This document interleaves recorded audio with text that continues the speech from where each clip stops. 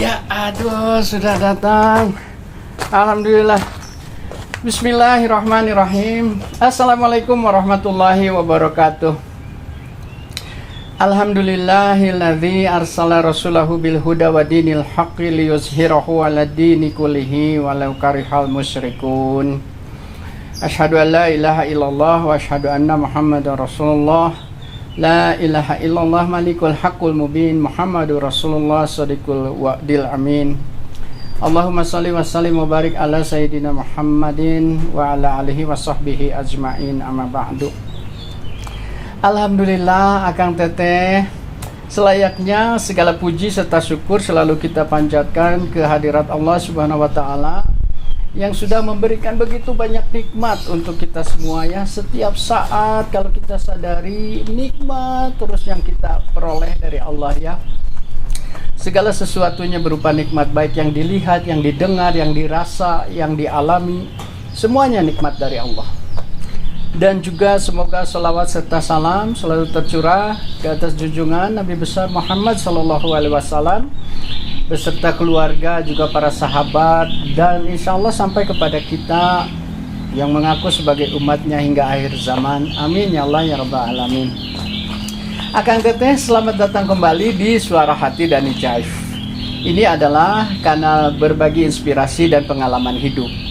Selama 30 tahun lebih saya dikenal sebagai penyanyi bersama band saya Java Jaif. Nah, mengalami pasang surut dalam karir gitu ya, romantika kehidupan dan sebagainya gitu, yang luar biasa, sebuah karunia yang besar dari Allah. Dalam perjalanannya saya mengalami kegelisahan, saya mengalami kesedihan, kegembiraan dan sebagainya gitu ya. Tapi sampai pada satu titik bahwa banyak pertanyaan di dalam hati yang mencari-cari jawaban gitu, dan suara-suara itu, suara hati itu harus mendapatkan jawabannya. Kenapa gelisah, kenapa sedih, kenapa susah gitu ya. Semuanya itu harus terjawab. Maka saya ingin berbagi kisah itu, suara hati Dani Jaif di sini. Jadi isinya adalah akan bercerita tentang suara hati saya dalam kehidupan ini. Dan untuk itu saya kemudian memutuskan untuk lebih menjadi pribadi yang berserah dan amanah. Di sini kisahnya semua nyata, di sini kisahnya tanpa direka. Ini adalah pengalaman pribadi Dani Jaif.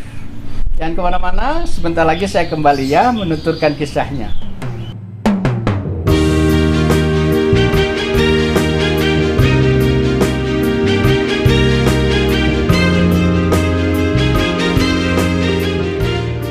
Seseorang tidak bisa memilih bagaimana awal kehidupannya, tapi dia bisa memilih akhir kehidupan seperti apa yang dia inginkan. Dani Jaif dikenal sebagai penyanyi bersama band 90-an asal kota Bandung, Java Jaif. Selama 30 tahun bermusik, mengalami dinamika pasang surut dalam karirnya. 10 album sudah dihasilkannya.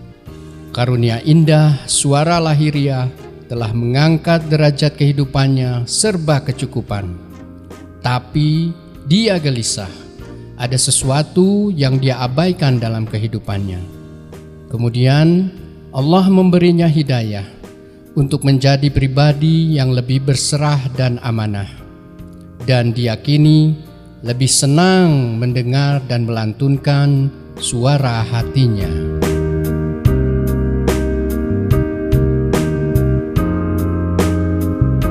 Ya, Akang Teteh, alhamdulillah masih di sini, masih di Suara Hati menemani saya. Tentu saja ya. Ya, di episode sekarang ini sudah menginjak episode ke-9. Dan di episode 8 yang lalu saya berkisah tentang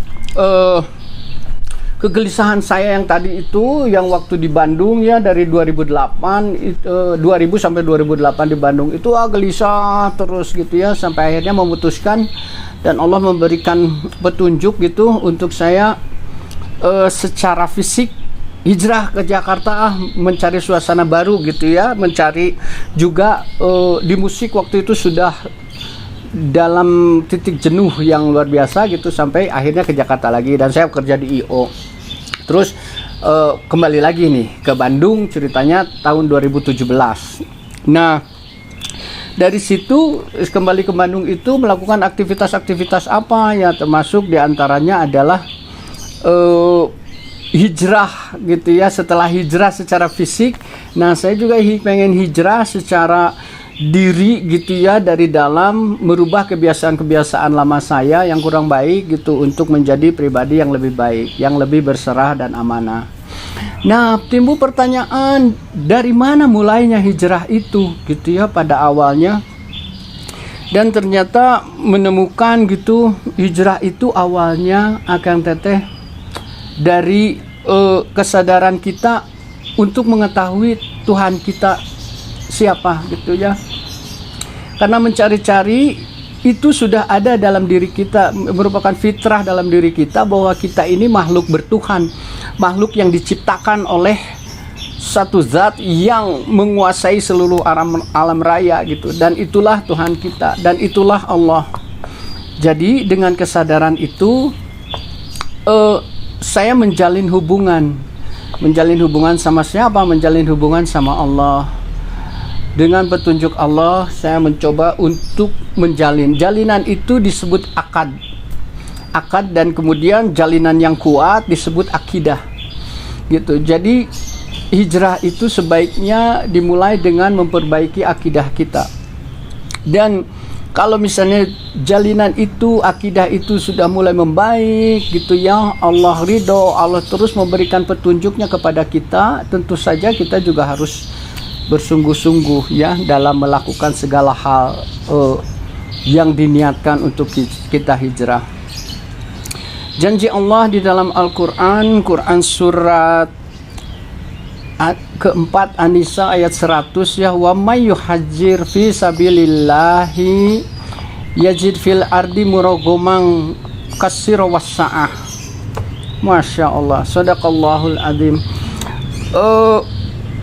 Barang siapa yang berhijrah karena Allah, maka dia akan memperoleh tempat yang sangat luas di bumi ini untuk berhijrah, dan Allah akan melimpahkan rezekinya yang banyak gitu. Dan itu janji Allah ya.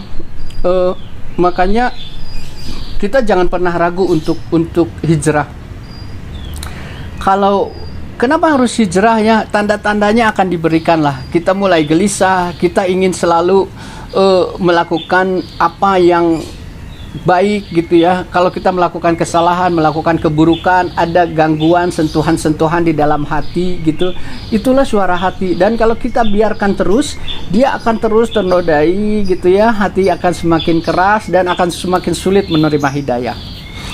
Jadi kalau dalam kehidupan beragama itu ya, semuanya saling berkaitan gitu.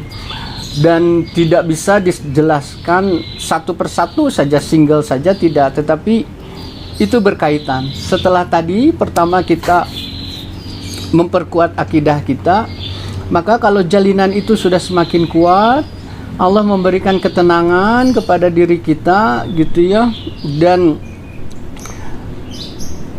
saat hijrah itu yang pertama kali diberikan oleh Allah itu bukan kelebihan rezeki, bukan segala sesuatu yang sifatnya material gitu ya, tetapi Allah memberikan sa'ah.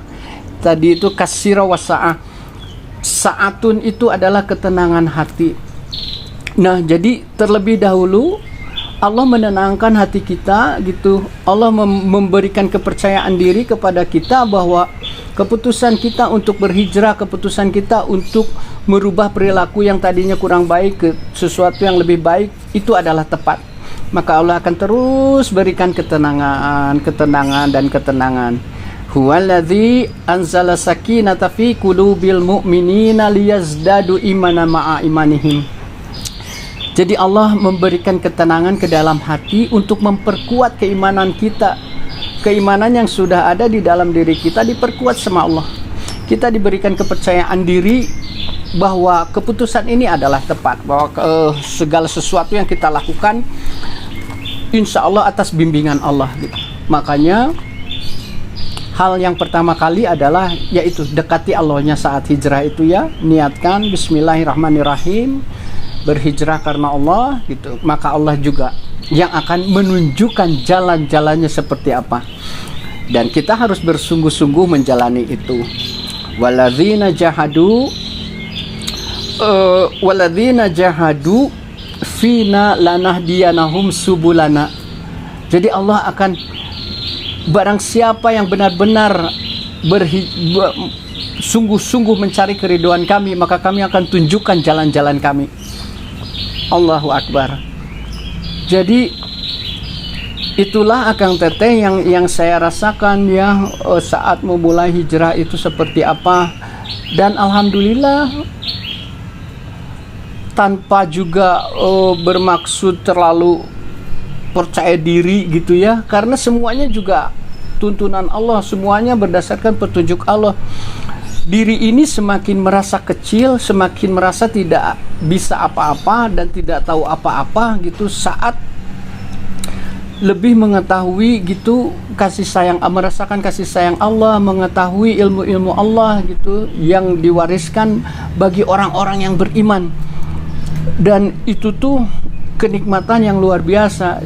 Jadi kalau sudah begitu rasanya gak mau lepas. Aduh, ini sudah enak gini ya, sudah nyaman gitu kehidupan ini, kenapa harus kembali lagi melakukan sesuatu yang buruk dan yang merusak diri gitu ya, merusak hati. Gak mau lagi gitu. Makanya untuk itu selalu berdoa gitu ya. Ya muqallibal qulub, sabit qalbi ala dinik. Itulah doa yang diajarkan oleh Rasulullah. Jadi Rasulullah pernah ditanya oleh Ummul Mukminin, salah satu istrinya gitu ya, saat beliau sedang bersama dengan salah satu istrinya ini, selalu mendawamkan doa ini, ya Rasulullah. Kemudian ditanya, ya Rasulullah, kenapa lebih sering memanjatkan doa ini gitu ya. Ya muqallibal qulub sabit qalbi ala dinik. Beliau bersabda, wahai Ummu Salamah, sesungguhnya hati-hati manusia itu selalu berada dalam jari jemari Allah. Jangan dibayangkan bahwa jari jemari Allah itu seperti jari jemari kita gitu ya. Ini hanya sebuah kias bahwa selalu berada di dalam jari jemari Allah. Dan Allah Maha Kuasa untuk membulak-balikannya gitu. Barang siapa yang diberi petunjuk sama Allah, maka dia akan dikuatkan di situ. Barang siapa yang disesatkan oleh Allah, maka orang itu akan tersesat gitu. Dan itulah, jadi dengan mengetahui begitu, kitanya juga tidak terlalu percaya diri, kitanya juga merasa kurang terus, kitanya juga merasa ingin memperbaiki terus. Nah, itulah yang terjadi pada diri saya setelah memutuskan hijrah itu. Terus yang kedua tadi, yang pertama memperkuat tauhid gitu ya, akidah yang dibarengi akhlak. Jadi akidah dan akhlak itu harus berjalan seiring. Apa yang dimaksud dengan akhlak? Akhlak dari kata khuluq itu tuh pribadi, tabiat, kebiasaan-kebiasaan, tapi secara garis besar akhlak itu kekuatan dari dalam untuk melakukan segala sesuatu yang baik tanpa rangsangan dari luar. Maksudnya itu tanpa pengaruh dari luar. Jadi maksudnya kalau dari luar, mau dari luarnya baik, mau dari luarnya itu pancingannya atau segala sesuatunya buruk, itu tetap aja kalau akhlak sudah baik, yaitu keluarnya juga akan baik-baik saja gitu. Karena kita terbiasa dengan saat berdekatan sama Allah gitu ya. Dan apa yang pertama kali dilakukan saat dekat dengan Allah itu sholat. Kita memperbaiki sholat kita. Alhamdulillah, sholat itu benar-benar membawa dampak. Kalau sholat itu dilakukan dengan baik, dia akan membawa dampak yang positif bagi kita gitu ya. Karena janji Allahnya juga, inna sholata tanha anil fahsya'i wal munkar. Nah, dua kategori besar dosa ini, fahsya wal munkar, ini bisa dicegah dengan sholat. Kalau sholatnya baik. Jadi kalau ada orang-orang yang masih melakukan fahsya wal mungkar gitu, tetapi dia masih tetap sholat juga, perlu dipertanyakan sholatnya kepada siapa gitu, dan sholatnya bagaimana. Apa itu fahsya wal mungkar? Segala dosa, segala perbuatan buruk itu klasifikasi besarnya hanya dua itu, fahsya wal mungkar. Fahsya segala sesuatu yang di perbuatan buruk yang diabatkan dari perut gitu ya, kayak misalnya nafsu syahwat gitu ya, yang tidak terkontrol, porno aksi, pornografi, itu fahsya. Dan mungkar itu segala sesuatu yang ditolak hati. Misalnya apa ya, berbohong misalnya, itu mungkar. Berbohong, terus gibah gitu ya, gosip apa segala macam gitu ya, berbuat ada tanda tangan fiktif ya, kwitansi kosong menandatangani kita, itu mungkar tuh ya. Jadi hanya dua itu saja dosa itu. Nah, bagaimana cara kita melakukan mencegah dari perbuatan-perbuatan tersebut? Dengan sholat yang betul gitu. Nah, jadi yang kedua adalah bagaimana supaya kita dalam berhijrah itu, setelah kita menjalin kedekatan dengan Allah, melakukan segala sesuatu yang diperintahkan oleh Allah, selanjutnya apa? Selanjutnya adalah kita mempelajari fikih. Fikih itu paham. Jadi kita memahami bagaimana segala sesuatu ibadah itu dilakukan. Ibadah itu segala sesuatu aktivitas yang dilandasi oleh keimanan kita ya. Dan itu SKB, syarat dan ketentuan berlaku untuk diterimanya ibadah itu ya. Nah, jadi langkah kedua adalah mempelajari itu. Memang terdengar berat, tetapi insya Allah tadi itu, lanah dianahum subulana, kami akan tunjukkan jalan-jalan kepada kalian semua kalau memang kalian benar-benar bersungguh-sungguh untuk berhijrah ya, karena Allah. Nah, dari situ sumber dari segala sumber petunjuk itu adalah Al-Quran. Jadi kemarin-kemarin kita ragu, sekarang mah nggak usah ragu lagi. Karena apa? Dzalikal kitabu la raiba fihi hudalil muttaqin. Al-Quran itu adalah petunjuk gitu ya, dan tidak ada keraguan di dalamnya.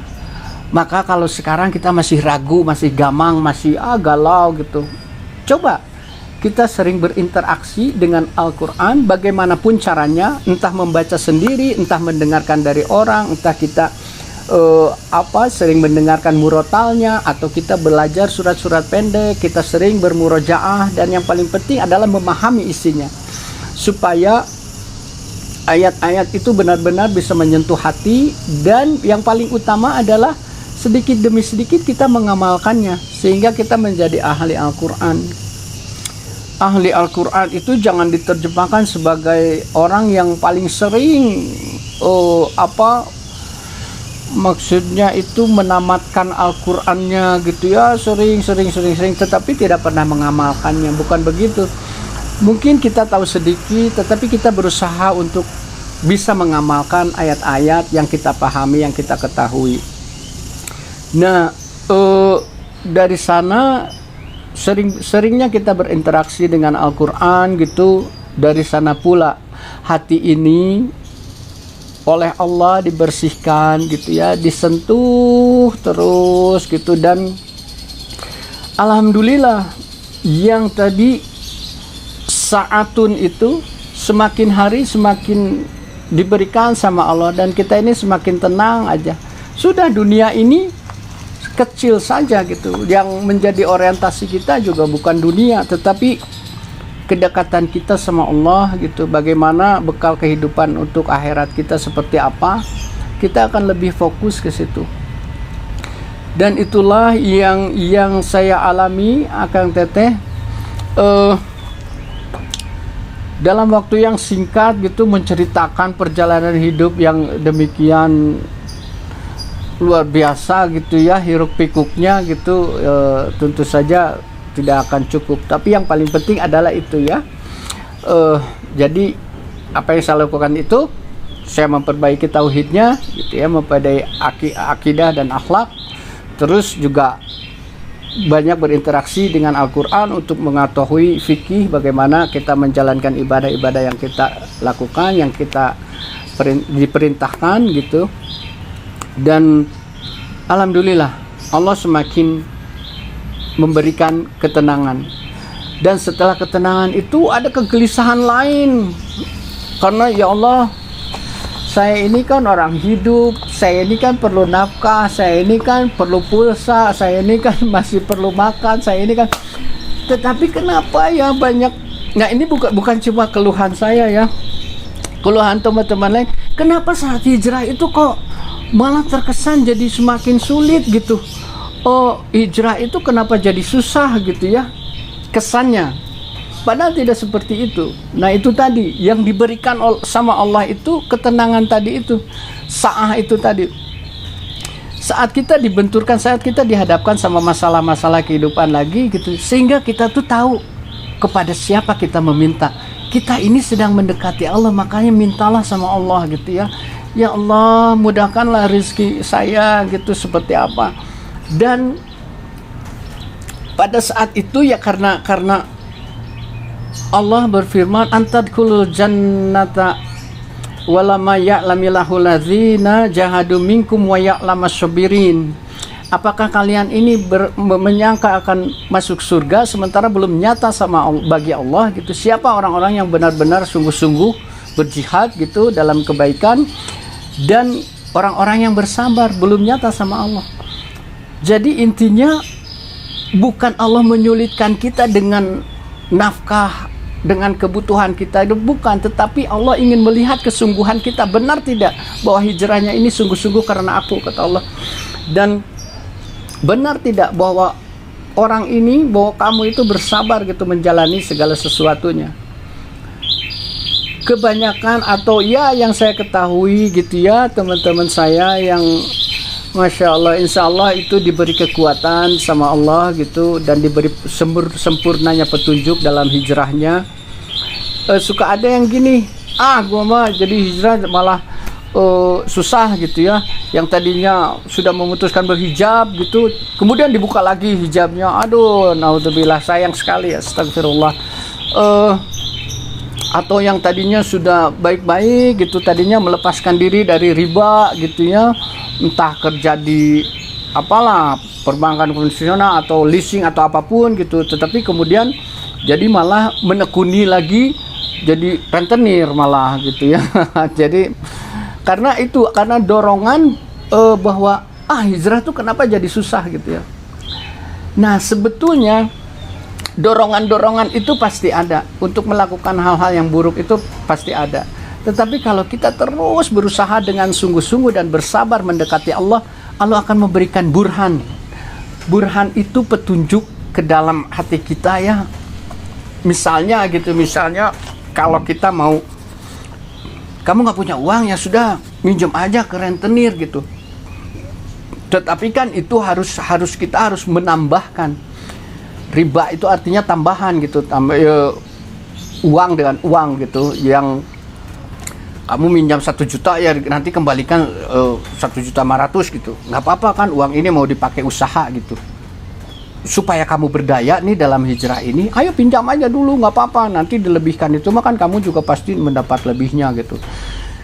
Nah, dorongan-dorongan seperti itu ya yang terpicu sama kebutuhan material kita gitu, terkadang hadir, atau apapun lah dalam hubungan antar manusia gitu, itu tuh terkadang hadir. Tetapi Allah, kalau kita benar bersungguh-sungguh meminta pertolongan sama Allah, Allah akan memberikan burhan sama kita, petunjuk bahwa itu tidak benar ya gitu, maka sok bersabar gitu. Dan Allah pasti mencukupkan segala apa yang kita butuhkan, ya Kang Teteh. Dan kalaupun misalnya kita diberikan masalah-masalah gitu, solusi mungkin belum datang, tetapi yang namanya saatun, yang namanya ketenangan hati itu sudah santai aja gitu. Terkadang tidak seperti punya masalah ya, padahal dalam pikirannya di dalam hatinya berkecamuk, aduh ini saya perlu ini, perlu itu, perlu untuk anak, perlu untuk apapun itu ya dalam kehidupan gitu.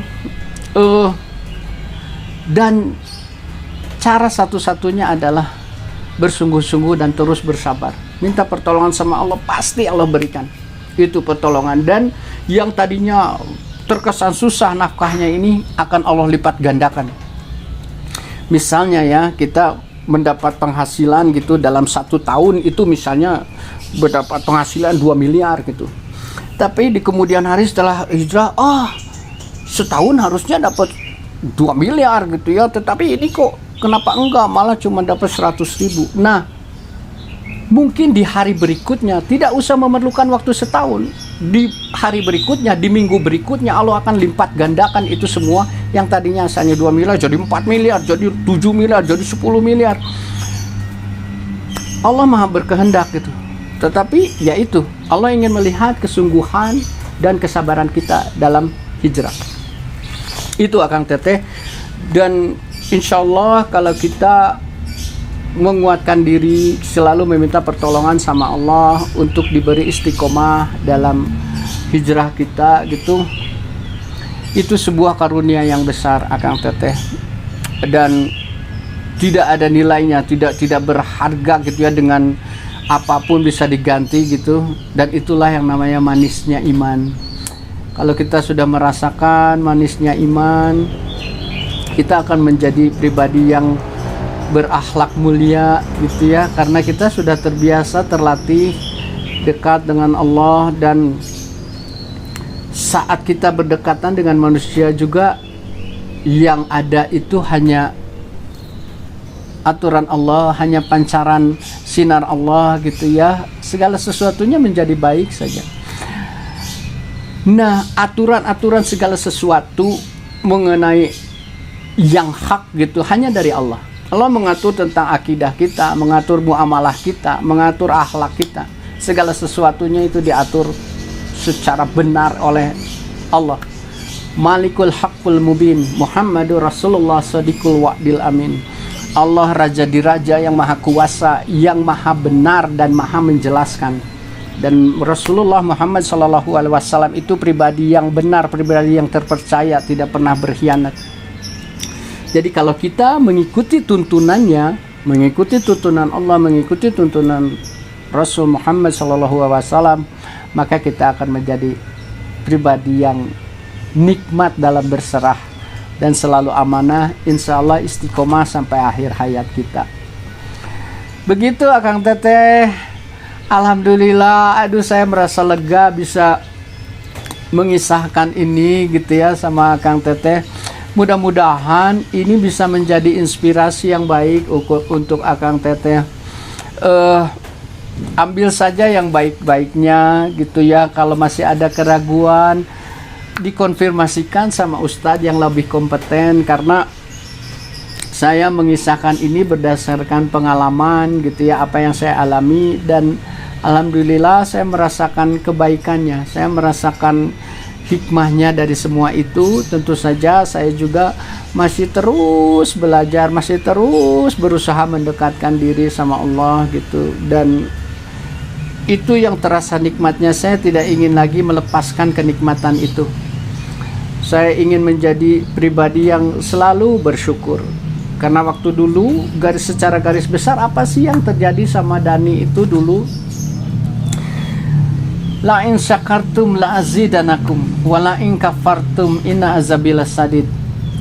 Barang siapa yang bersyukur kepadaku, mengakui segala sesuatu nikmat berasal dariku, maka aku akan tambah nikmatnya, kata Allah. Akan terus, baik kualitas maupun kuantitasnya akan Allah tambahkan terus. Tetapi barang siapa yang mengingkari nikmatku, maka ketahuilah azabku sangat berat. Dan itulah yang saya alami. Saya salah mensikapi kesuksesan, mensikapi segala kelebihan rezeki dan sebagainya itu, dan azab Allah itu sangat berat. Dan itu saya tidak mau lagi mengalami gitu. Dan mudah-mudahan Allah memberikan istiqomah kepada saya untuk terus selalu berada dalam jalan hijrah yang penuh kenikmatan. Demikian Akang Teteh, jangan lupa ya, Ambil saja yang baik-baiknya, tinggalkan yang buruknya. Jangan kemana-mana, sebentar lagi saya kembali. Bismillahirrahmanirrahim. Assalamualaikum warahmatullahi wabarakatuh. Kami dari Java Jive. mengucapkan Selamat Idul Fitri 1442 Hijriah. Mohon maaf lahir dan batin. Wassalamualaikum warahmatullahi wabarakatuh. Alhamdulillah, selamat datang kembali di Suara Hati Dani Jive. Akang Teteh sudah simak tadi ya kisah saya tentang hijrah itu mulai dari mana gitu ya, dan saya mengisahkan tentang hijrah saya tadi. Nah, untuk itu Akang Teteh, saya ingin menguatkan diri saya juga gitu. Yang dilakukan itu pertama kali adalah apa? Membangun kedekatan Allah sama Allah itu seperti apa gitu ya. Dan yang paling utama adalah sholat. Itu adalah satu media buat kita untuk lebih cepat mendekati Allah. Karena itulah tadi saya sampaikan, dzalikal kitabu la raiba fi hudalil muttaqin wa alladzina yu'minuna bil ghaib wa yuqimunas shalah wa mimma razaqnahum yunfikun. Jadi orang-orang yang bertakwa itu adalah orang-orang yang meyakini yang gaib, dan yang maha gaib itu hanya Allah. Gaib itu tidak terlihat gitu lah ya, dan itu kita meyakini adanya Allah, dan untuk itu Allah memerintahkan kita sholat. Amalan pertama nanti kita yang dihisab itu adalah sholat. Maka mari kita perbaiki sholat kita. Yang berhubungan dengan itu, saya ingin menyampaikan membacakan Quran surat ke-17 Al-Isra ayat ke-78 sampai ke 87. A'udzu billahi minasy syaithanir rajim. Bismillahirrahmanirrahim. Aqimis sholata liduluki syamsi illa ghasakil laili wa qur'anal fajr. Inna Qur'anal fajri kana mashuda wa minal laili fatahajjad bihi nafilatan laka asa an yab'asaka rabbuka maqaman mahmuda wa qur rabbi adkhilni mudkhala sidqin wa akhrijni mukhraja sidqin waj'alni min ladunka sultanan nasira wa qul ja'al haqqu wa zahaqal batil innal batila kana zahuqa wa nunazzilu minal qur'ani ma huwa shifaa'un wa rahmatun lil mu'minina wa la yaziduz zalimina illa khasara. Wa idza an'amna 'alal insani a'rada wa na'a bi janibihi wa idza massahu asy-syarru kana ya'usa. Kullu ya'lamu 'ala sakilatihi farabbukum a'lamu biman huwa ahda sabila wa yas'alunaka 'anir ruh qulir ruhu min amri rabbi wa ma utitum minal ilmi illa qalila وَلَئِنْ شِئْنَا لَنَذْهَبَنَّ بِالَّذِي أَوْحَيْنَا إِلَيْكَ ثُمَّ لَا تَجِدُ لَكَ بِهِ عَلَيْنَا وَكِيلًا إِلَّا رَحْمَةً مِّن رَّبِّكَ إِنَّ فَضْلَهُ كَانَ عَلَيْكَ كَبِيرًا. Sadaqallahul azim. Maha benar Allah dengan segala firman-Nya. Akang teteh yang baik, mari kita perbaiki sholat kita, kita pahami bacaan kita, apa yang kita bacakan di dalam sholat itu kita pahami betul, gerakan-gerakannya juga kita pahami betul, sehingga maksud kita untuk mendekati Allah itu benar-benar terwujud dan Allah benar-benar ridho dengan segala sesuatu ibadah kita yang diniatkan semata karena Allah. Dan untuk itu yakinlah bahwa Allah akan memperbaiki keimanan kita, memperbaiki kehidupan kita, memperbaiki segala sisi kehidupan kita, pasti diperbaiki sama Allah. Bukankah itu yang kita inginkan? Kita selalu ingin diperbaiki segala sesuatunya, selalu ingin yang terbaik. Pasti manusia selalu ingin yang terbaik, mendapatkan sekolah yang terbaik, mendapatkan gelar yang terbaik, mendapatkan istri yang terbaik, mendapatkan anak-anak yang terbaik, mendapatkan harta yang terbaik. Apapun yang diinginkan pasti ingin yang terbaik. Dan tentu saja semua itu ada dalam kehidupan kita, dan kita pun pasti menginginkan kehidupan yang terbaik. Kehidupan di dunia yang terbaik itu adalah dengan adanya tuntunan Allah dalam kehidupan kita. Dan mintalah petunjuk kepada Allah untuk disempurnakan petunjuknya. Allah ridho memberikan rahmatnya kepada kita gitu. Salah satunya dengan sholat. Dan kalau sholat kita baik, maka segala urusan kita juga insya Allah menjadi baik. Bayangkan saja seseorang yang baik dengan atasan gitu ya, baik dengan direktur, baik dengan menteri, baik dengan presiden, baik dengan kepala dinas, pokoknya baik dengan bos lah gitu ya. Pastikan segalanya juga dimudahkan. Pastikan kita juga diberikan yang terbaik oleh dia gitu. Nah sekarang apalagi kita dekat sama pemilik bos, pemilik presiden, pemilik menteri, pemilik segala sesuatu itu, pasti akan lebih powerful. Itu ya Kang Teteh. Nah, alhamdulillah saya sudah berkisah di episode ke-9 ini tentang hijrah dari mana. Silakan Akang Teteh ambil saja yang baiknya, jangan lupa, dan tinggalkan yang buruknya. Kalau ada keraguan silakan berkonfirmasi dengan para ustadz yang lebih kompeten ya. Nah, akhirul kalam, subhanaka Allahumma wa bihamdika asyhadu an la ilaha illa anta astaghfiruka wa atubu ilaik. Segala kesalahan murni dari saya dan kebenaran hanya milik Allah. Semoga Allah ridho dengan segala ikhtiar saya untuk memperbaiki diri, dan semoga juga semua ini memberikan inspirasi kebaikan, hikmah dalam perbaikan dan kebaikan dalam kehidupan kita semua. Amin ya Allah ya rabbal alamin. Wassalamualaikum warahmatullahi wabarakatuh.